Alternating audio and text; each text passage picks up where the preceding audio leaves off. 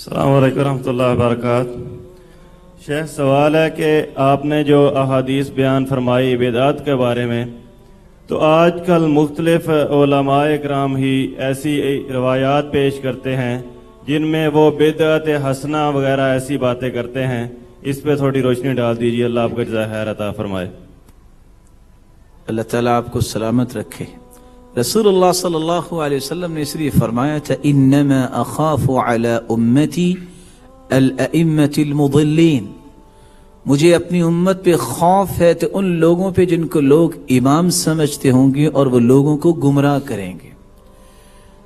دنیا کے اندر کوئی ایک کتاب ایسی نہیں، حدیث کی اوتھینٹک کتاب، جس میں آپ یہ تقسیم حدیث کے اندر دیکھیں کہ یہ بدعت اچھی ہے اور یہ بدعت بری ہے۔ رسول اللہ صلی اللہ علیہ وسلم نے جب یہ فرما دیا کل بدعت ضلالہ، ہر بدعت گمراہی ہے، اور بدعات سے بچانے کا اصل مقصد کیا ہے؟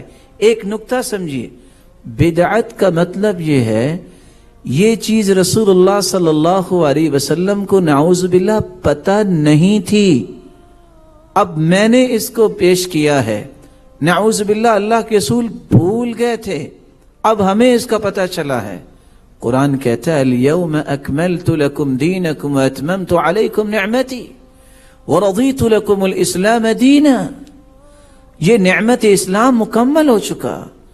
اور یہ یہودیوں کو بھی اعتراف تھا، وہ بھی کہتے تھے آیۃ فی کتابکم لو نزلت علینا معشر الیہود لاتخذنا ذلک اليوم عیدا، یہ آیت اگر ہم یہودیوں پہ نازل ہوتی تو ہم اس دن کو عید کا دن بنا لیتے، یہ اتنی کمال کی آیت ہے کہ تمہارا دین مکمل ہو گیا ہے۔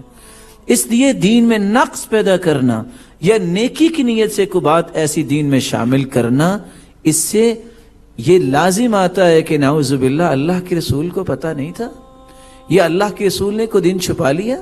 اس لیے سیدہ عائشہ رضی اللہ تعالی عنہ فرمایا کرتی تھی جو یہ کہتا ہے کہ اللہ کے رسول نے کوئی بات چھپا دی فَهُوَ مِنْ أَفْرَ الْفِرِيَةِ، اس نے دنیا میں سب سے بڑا جھوٹ بولا۔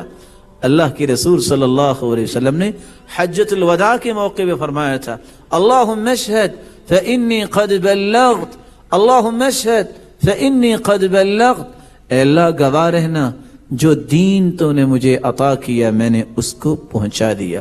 ان افضل الہدی ہدی محمد صلی اللہ علیہ وسلم، اللہ کے رسول کا طریقہ ہی پوری کائنات سے بہترین طریقہ ہے۔